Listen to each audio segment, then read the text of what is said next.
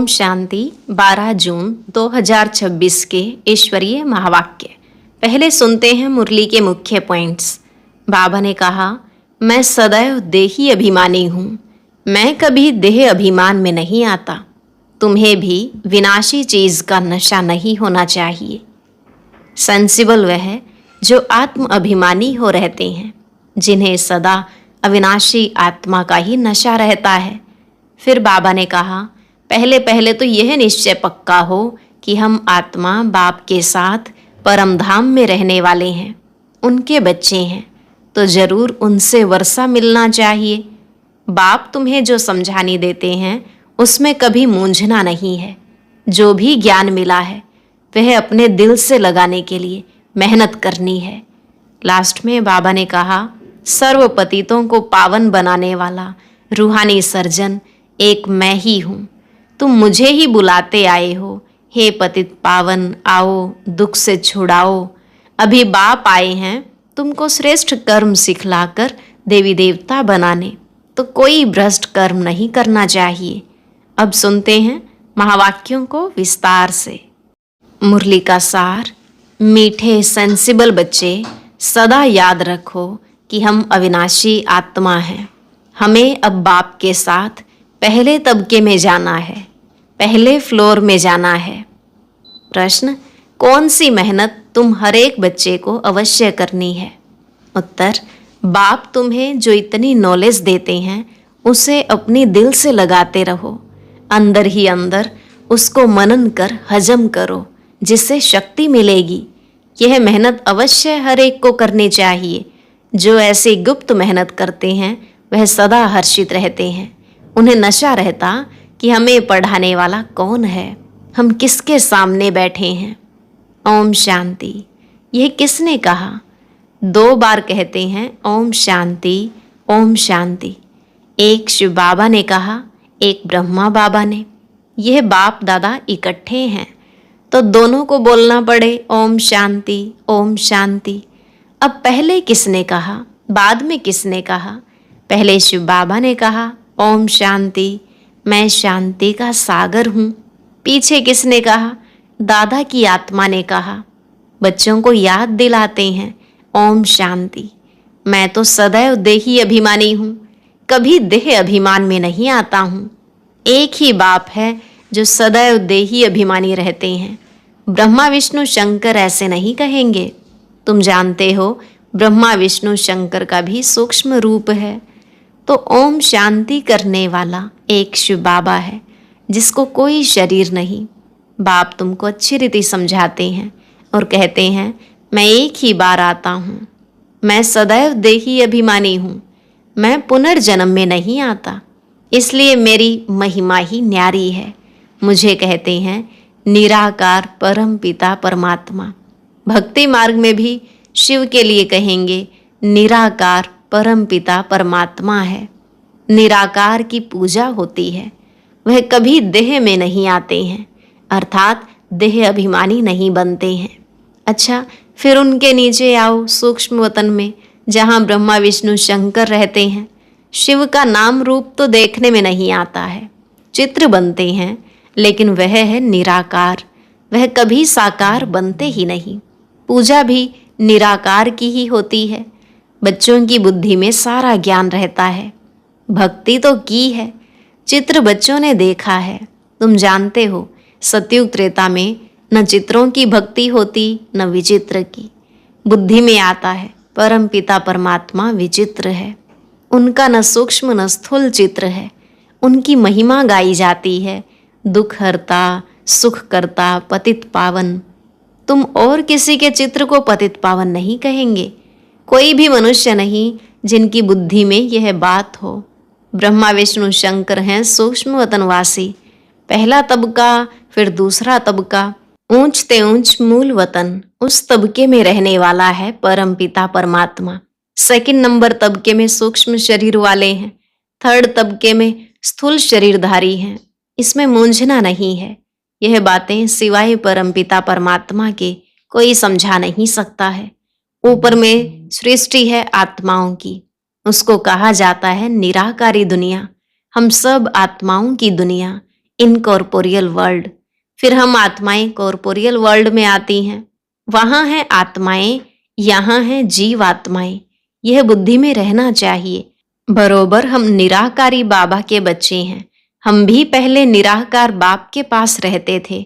निराकारी दुनिया में ही आत्माएं रहती हैं, जो अभी तक पार्ट बजाने लिए आते रहते हैं साकार में। वह हो गया निराकार बाप का वतन। हम आत्मा हैं, यह नशा होना चाहिए।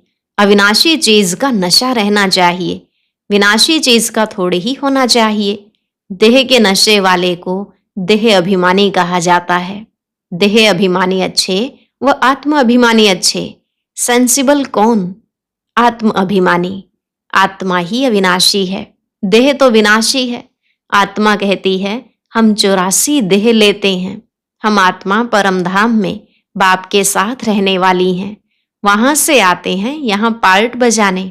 आत्मा कहती है ओ बाबा, साकारी सृष्टि में है साकारी बाबा, निराकारी सृष्टि में निराकार बाबा। यह तो बिल्कुल सहज बात है। अब ब्रह्मा को कहते हैं प्रजापिता ब्रह्मा, सो तो यहाँ ठहराना। वहां हम आत्माएं सब एक बाप के बच्चे ब्रदर्स हैं। बाप शिव के साथ रहने वाले हैं। परमात्मा का नाम है शिव, आत्मा का नाम है सालिग्राम। आत्मा का भी रचयिता चाहिए ना। दिल में हमेशा बातें करते रहो। जो ज्ञान मिला है वह अपने दिल से लगाने के लिए मेहनत करनी है। आत्मा ही विचार करती है। पहले पहले तो यह निश्चय करो कि हम आत्मा बाप के साथ रहने वाले हैं, हम उनके बच्चे हैं, तो जरूर वर्षा मिलना चाहिए। यह भी तुम जानते हो कि यहाँ जो आत्माओं का झाड़ है उनके पहले जरूर बीज होता है। जैसे सिजरा बनाते हैं, बड़ा बाप, फिर उनसे 2-4 बच्चे निकले, फिर उनसे और निकलते, 1-2 वृद्धि को पाते पाते झाड़ बड़ा हो जाता है। बिरादरी का नक्शा होता है, फलाने से फलाना निकला। तुम बच्चे जानते हो मूल वतन में सभी आत्माएं रहती हैं, उनका भी चित्र है। ऊंच से ऊंच है बाप, तुम बच्चों की बुद्धि में है। बाबा इस शरीर में आया हुआ है। रूहानी बाप इनमें आकर रूहों को पढ़ाते हैं। सूक्ष्म वतन में तो नहीं पढ़ाएंगे। सतयुग में तो यह नॉलेज किसको भी रहती नहीं। बाप ही इस संगम युग पर आकर यह नॉलेज देते हैं। इस मनुष्य सृष्टि रूपी झाड़ की नॉलेज कोई को है नहीं। कल्प की आयु ही बहुत बड़ी लिख दी है। अभी बाप तुमको समझाते हैं, बच्चे अभी तुमको फिर घर चलना है। वह है आत्माओं का घर। बाप और बच्चे रहते हैं, सब ब्रदर्स हैं।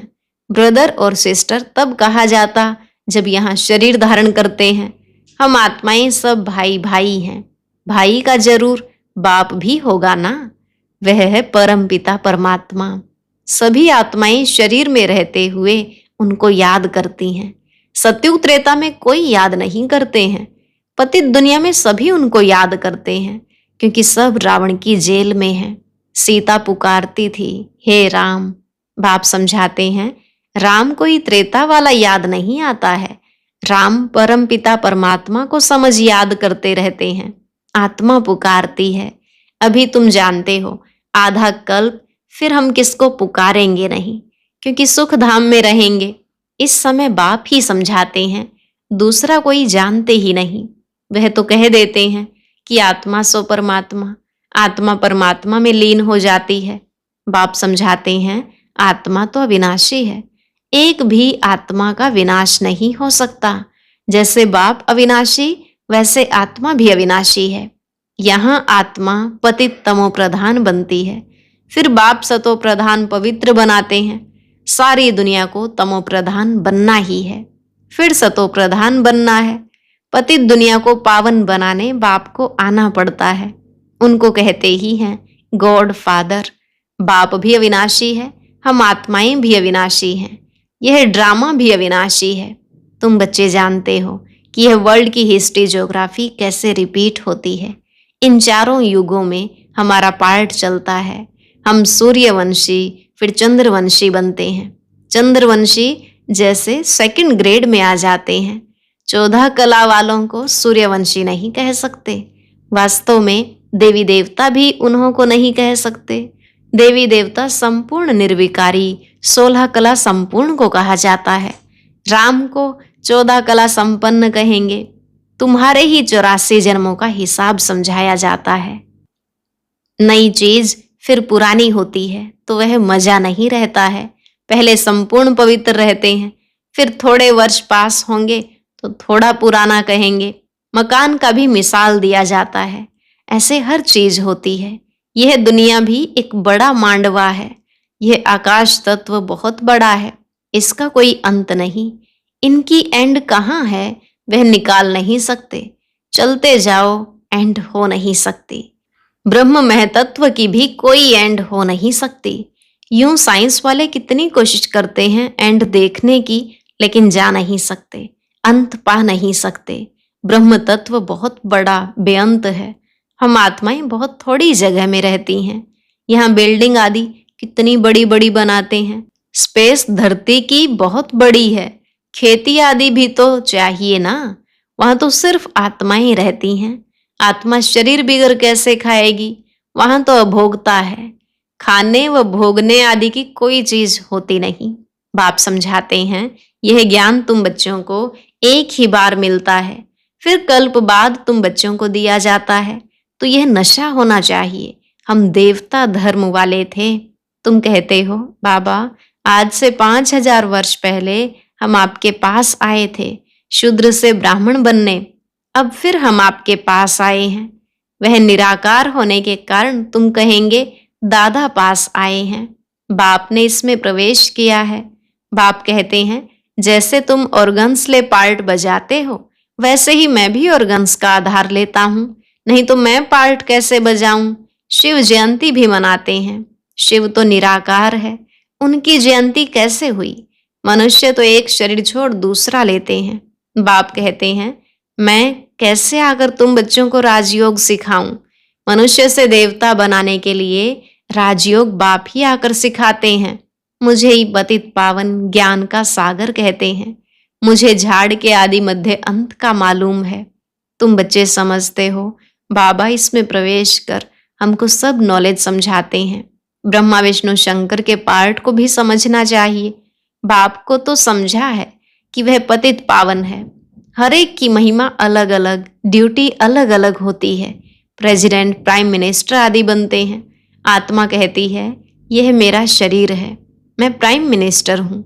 आत्मा शरीर के साथ न हो तो बोल न सके। शिव बाबा भी है निराकार। उनको भी बोलने के लिए कर्मेंद्रियों का आधार लेना पड़ता है। इसलिए दिखाते हैं, मुख से गंगा निकली। अब शिव तो है बिंदी, उनको मुख कहाँ से आया? तो इसमें आकर बैठते हैं, उससे ज्ञान गंगा बहाते हैं। बाप को ही सब याद करते हैं। हे पतित पावन आओ, हमको इस दुख से छुड़ाओ। वही बड़े ते बड़ा सर्जन है। उसमें ही पतितों को पावन बनाने का ज्ञान है। सर्व पतितों को पावन बनाने वाला एक सर्जन है। सतयुग में सब निरोगी होते हैं। यह लक्ष्मी नारायण सतयुग के मालिक हैं। इसको ऐसे कर्म किसने सिखाए जो ऐसे निरोगी बने? बाप ही आकर श्रेष्ठ कर्म सिखलाते हैं। यहाँ तो कर्म ही कूटते रहते हैं। सतयुग में तो ऐसे नहीं कहेंगे कि कर्म ऐसे हैं। वहां कोई दुख रोग होता नहीं। यहाँ तो एक दो को दुख ही देते रहते हैं। सतयुग त्रेता में दुख की बात होती नहीं। जो कहा जाए कि यह कर्मों का भोग है, कर्म अकर्म विकर्म का अर्थ कोई समझ ही नहीं सकते हैं। तुम जानते हो, हर एक चीज पहले सतो प्रधान फिर सतो रजो तमो होती है। सतयुग में 5 तत्व भी सतो प्रधान रहते हैं। हमारे शरीर भी सतो प्रधान प्रकृति के होते हैं। फिर आत्मा की 2 कला कम होने से शरीर भी ऐसे बनते हैं। सृष्टि की भी 2 कला कम हो जाती है। यह सब बाप ही बैठ समझाते हैं, दूसरा कोई समझा ना सके। अच्छा, मीठे मीठे सिकिलधे बच्चों प्रति माता पिता बाप दादा का याद प्यार और गुड मॉर्निंग। रूहानी बाप की रूहानी बच्चों को नमस्ते। रूहानी बच्चों की रूहानी बाप दादा को नमस्ते नमस्ते, गुड मॉर्निंग, शुक्रिया बाबा, शुक्रिया। धारणा के लिए मुख्य सार। पहला पॉइंट, अभी से ही बाप की श्रीमत पर ऐसे श्रेष्ठ कर्म करने हैं जो फिर कभी कर्म कूटने न पड़े। अर्थात कर्मों की सजाएं न खानी पड़े। दूसरा, किसी भी विनाशी चीज का नशा नहीं रखना है। यह देह भी विनाशी है, इसका भी नशा नहीं रखना है, सेंसिबल बनना है। वरदान, इस पुरानी दुनिया को विदेश समझ, इससे उपराम रहने वाले स्वदेशी भव। इस पुरानी दुनिया को विदेश समझ, इससे उपराम रहने वाले स्वदेशी भव। जैसे कई लोग विदेश की चीजों को टच भी नहीं करते हैं, समझते हैं अपने देश की चीज का प्रयोग करें। ऐसे आप लोगों के लिए यह पुरानी दुनिया ही विदेश है, इससे उपराम रहो। अर्थात पुरानी दुनिया की जो चीजें हैं, स्वभाव संस्कार हैं, उनकी तरफ जरा भी आकर्षित न हो। स्वदेशी बनो, अर्थात आत्मिक रूप में अपने ऊंचे देश परम धाम और इस ईश्वरीय परिवार के हिसाब से मधुबन देश के निवासी समझ इसके नशे में रहो। स्लोगन, झमेलों में फंसने के बजाय सदा मिलन मेले में रहो। झमेलों में फंसने के बजाय सदा मिलन मेले में रहो। अव्यक्त इशारे, सदा हर्षित रहने के लिए अपनी नेचर को सरल बनाओ, सहनशील बनो। होली हंस की विशेषता सरल चित, सरल वाणी, सरल वृत्ति, सरल दृष्टि। बाप दादा को सबसे प्रिय, सबसे समीप, साफ दिल वाले प्यारे हैं। साफ दिल सदा बाप दादा के दिल तख्त नशीन, सर्वश्रेष्ठ संकल्प पूर्ण होने के कारण वृत्ति में, दृष्टि में, बोल में, संबंध संपर्क में सरल और स्पष्ट एक समान दिखाई देते हैं। आज का अव्यक्त ज्ञान मोती सुनने के लिए ऊपर दिए गए बॉक्स पर क्लिक करें। अगर बॉक्स दिखाई नहीं दे रहा है तो ऊपर जो कॉर्नर में शो लिखा हुआ है उस पर क्लिक करें।